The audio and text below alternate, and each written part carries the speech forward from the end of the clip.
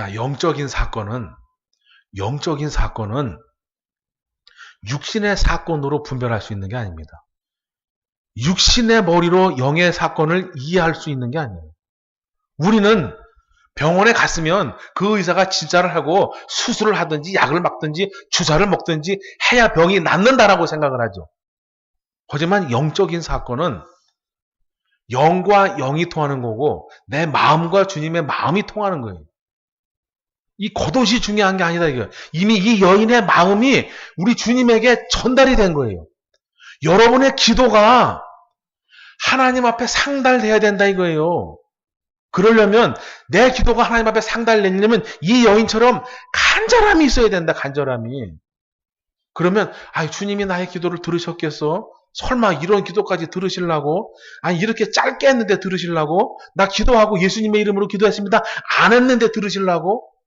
그렇지 않습니다. 내 마음이 간절하면, 내 마음이 절박하면 내가 어떻게 기도를 했던 어떤 표현을 했던 예수님의 이름으로 기도했습니다. 이걸 안 넣어도 우리 주님은 들으시는 거예요. 그 능력이 나에게 오는 겁니다. 이해 가십니까? 야이로는 예수님의 능력이 많은 사람들에게 보이는 거예요. 왜냐하면 우리 집에 오십시오. 우리 집에 오셔서 손을 얹으십시오. 기도해 주십시오. 많은 사람이 보이는 거죠. 물론 이제 뒤에 보시면 많은 사람이 보이지도 않습니다. 몇 사람만 그것을 목도하죠. 그런데 이 12해를 혈루증으로 앓는 이 여인은 예수님과 이 여인 두 사람과의 관계인 거예요. 아무 누구도 몰라요. 심지어 옆에 있던 베드로도 모릅니다. 그래서 우리가 주님 앞에 어떻게 나아가야 되는지, 어떻게 기도해야 되는지 바로 이 12년 동안 혈루증으로 앓는 이 여인을 통해서 여러분이 좀 알아가셨으면 좋겠다. 할렐루야. 여러분 이렇게 간절하게 기도할 기도 제목이 있으십니까? 있어야 좋은 겁니다. 정말 우리 신앙인들은 평안하고 안전하면 믿음이 안주하게 돼요. 안주하게 돼.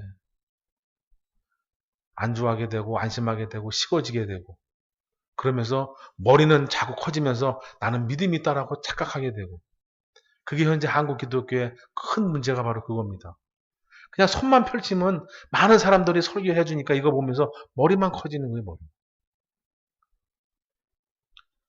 여기 양심이 있다면 잘 보시기 바랍니다. 내가 기도하는 시간보다 손에 뭘 들고 설교 듣는 시간이 기도하는 시간이 더 많은지 많은 사람들의 목사님의 설교를 듣는 시간이 더 많은지 제가 여러분에게 드리고 싶은 당부의 말씀은 보는 것도 중요하겠지만 기도하는 시간이 더 많아야 된다. 기도하는지.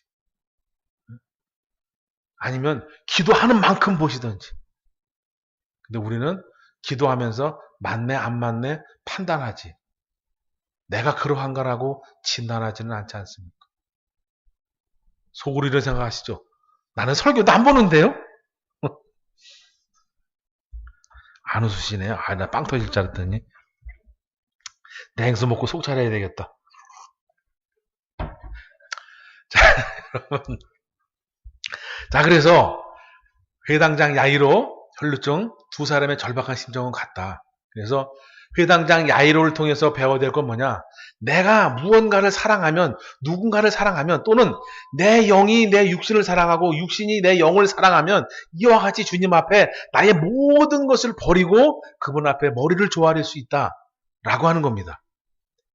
무엇을 사랑하지 않으면, 무언가를 위하지 않으면 절대 주님 앞에 나의 모든 것을 버리면서까지 나아가지 않습니다. 그리고 혈루증을 앓는 이 여인을 통해서 우리가 뭘 배우냐? 내 마음이 절박하고 내 상황이 절박하면 주님 앞에 어떠한 모습으로 기도해도 우리 주님은 그 기도를 들으시고 응답하신다 라고 하는 사건입니다. 자, 그리고 마지막으로 하나만 더 설명을 드리겠습니다. 자, 이제 마태복음, 마가복음, 누가복음을 세 개 다 합쳐서 보시면 예수님이 이제 12혈루증을 앓는 여자를 고치시고 그 다음에 이제 회당장 야이로의 집에 가십니다. 가셔서 그 소녀를 만나실 때 몇 사람을 데리고 들어가냐면 회당장 야이로는 아버지니까 아버지는 참석하고 그 다음에 주인공인 그 소녀가 거기 누워있고 죽었죠. 네, 죽었습니다. 예수님 앞에 와서 고백할 때까지만 해도 살아있었는데 가는 도중에 그 소녀가 이제 죽게 됩니다. 그래서 아버지가 있고 그 딸이 있고 그 다음에 예수님이 있고 3명의 제자가 있습니다. 베드로, 야고보, 요한. 이 제자만 예수님이 함께 데리고 그 집 안으로 들어가게 됩니다. 그리고 나머지 사람들은 다 나가라 그래요. 그런 상태에서 거기서 고쳐주십니다. 그런데 특이점이 뭐냐? 이 소녀의 나이가 몇 살일까요?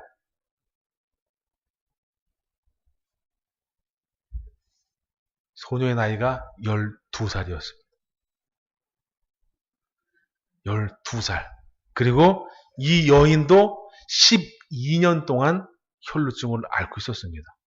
성경에는 우연이라고 하는 것이 없습니다. 하나님이 어떠한 뜻을 품으시고 다 그렇게 기록하게 하시고 그렇게 증거해 주십니다. 그래서 2년 된 12살 이 소녀의 죽음을 다시 살리기 위해서 가시는데 그 가는 도중에 12년 동안 병을 앓았던 그 여인을 만나게 됩니다. 성경에서 12라고 하는 숫자는 제자의 수를 의미합니다. 제자. 그래서 예수님의 제자도 12제자가 있죠. 그래서 12살 이 여인과 12년 동안 앓았던 이 여인, 이걸 통해서 12, 우리에게 제자가 무엇이냐, 제자가 어떻게 살아야 되고 제자의 삶을 알려주시는 메시지가 이 안에 녹아있다라는 겁니다. 그래서 실제 그 죽은 딸을 살리실 때도 3명의 제자만 데리고 들어가시게 됩니다. 그래서 그 안에 있던 사람은 총 몇 명이냐? 6명이 되는 거예요. 6명. 예수님, 3명의 제자, 회당장, 딸, 이렇게 6명이 그 안에서 예수님께서 그 여인에게, 그 딸에게 손을 얹고 달리다굼 하시니 바로 일어나서 예수님을 바라보게 됩니다. 그 주변에서 그 딸이 죽어가는 사람들을 봤을 때 본 사람들은 예수님이 저가 죽은 것이 아니라 잔다 라고 말씀해 주니까 그들은 어떻게 하냐? 내가 죽는 걸 봤어. 잔다고 하면서 비웃게 됩니다. 육신의 생각, 육신의 눈이 가득 찬 사람은 영적인 사건을 만났을 때 그 음성을 알아듣지 못하기 때문에 육적으로 이해를 하게 되고 육적으로 이해를 하게 되니 비웃음만 나오게 되는 겁니다. 그래도 예수님은 그 말을 무시하시고 딱 6명만 데리고 그 안에 들어가서 그 소녀를 살립니다. 이해가십니까? 우리 예수님이 우리에게 육적인 말씀도 해주시고 영적인 말씀도 해주십니다. 예수님 말씀이 잘 안 믿어지고 잘 이해가 안 된다 그러면 내가 육적인 사람인 겁니다. 근데 예수님 말씀이 믿어지고 그 말씀이 정말 나에게 막 감동으로 와닿고 하면 나는 영적인 사람이 되어가는 겁니다. 네. 요새는 아멘을 애치로 해요. 네. 타이밍이 딱 그 타이밍이잖아요. 그죠? 요새는 미국엔 그런 게 있답니다. 어떤 목사님이 설교하면서 뭐라 하다가 이제 성도들이 예배 끝나고 이제 주기도문이가 끝나고 나서 이제 아멘 하잖아요. 그죠?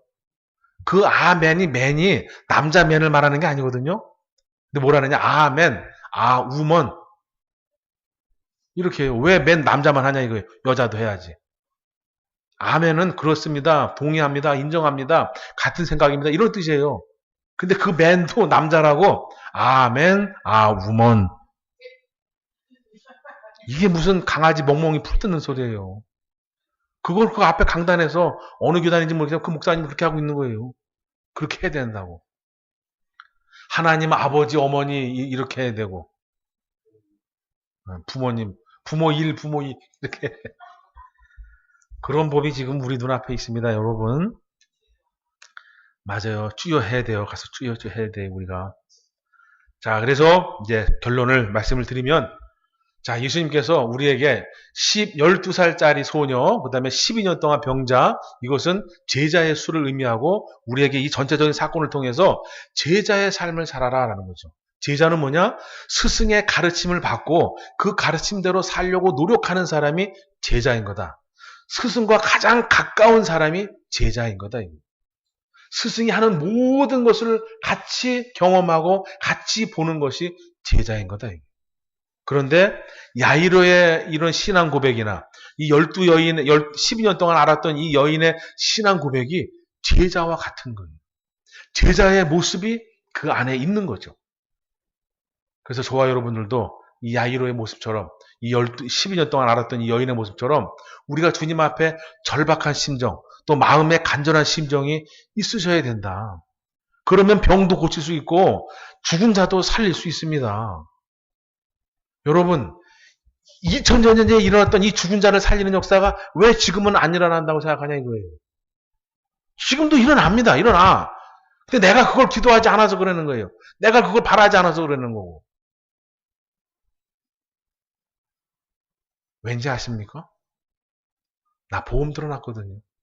병원 가면 바로 병원 가면 되거든요. 그럼 보험 타죠. 의사 선생님이 고쳐주죠. 굳이 예수님 앞에 막 몸부림치면서 기도 안 해도 되거든요. 그리고 뭐 요즘 병은 병입니까? 웬만한 암도 서울에 가면 중입자 치료로 다 고친다고 하잖아요. 그죠? 그냥 가만히 누워서 잠깐 들어갔다 나오면 병이 고쳐져 있대잖아요. 근데 한 번 치료하는데 5천만 원이라서 그렇지. 대기 순서가 많아서 그렇지. 요즘에 어지간하면 다 고친다고 하지 않습니까? 이제는 치매도 조기에 발견하면 늦출 수 있는 병이 돼버리고. 물론 아직도 불치병이 많기도 합니다. 별 희한한 병들도 많더라고요. 온몸에 근육이 녹아내리는 병도 있대요. 네. 근육이 녹아내려가지고 그냥 바짝 말라가지고 뼈는 있는데 힘을 쓸 수가 없어요. 그냥 누가 부축에 막 그 젊은 아가씨가 하나 있던데 막 그런 병도 있고. 그러나 2000년 당시에도 예수님께서 병자를 살리시고 죽은 자를 살리신 것은 지금도 일어나는 역사다. 그러나 지금은 왜 안 일어나느냐? 내가 그만큼 이 야이로처럼 이 여인처럼 절박하고 간절한 심정이 없기 때문에 그렇다. 내 딸을 사랑하는 마음이 이 회당장 야이로는 엄청나게 사랑한 것 같더라 이거예요. 나중에 지금은 아니지만 조금 더 시간이 가면 만약에 예수님 공생의 후반에서 이 회당장이 이런 사건을 했다. 이 사람은 이 사회에서 출교당합니다. 출교. 왜냐하면 예수님은 이미 이단으로 거짓 메시아로 거짓 선지자로 찍혔기 때문에 예수님과 함께 있는 그 자체로만도 출교 대상이 되는 거예요. 그런데도 그때였어도 아마 이 회당장 야이로는 그거 다 버리고 내 딸을 살리기 위해서 예수님 앞에 무릎을 꿇고 머리를 조아렸을 것 같습니다.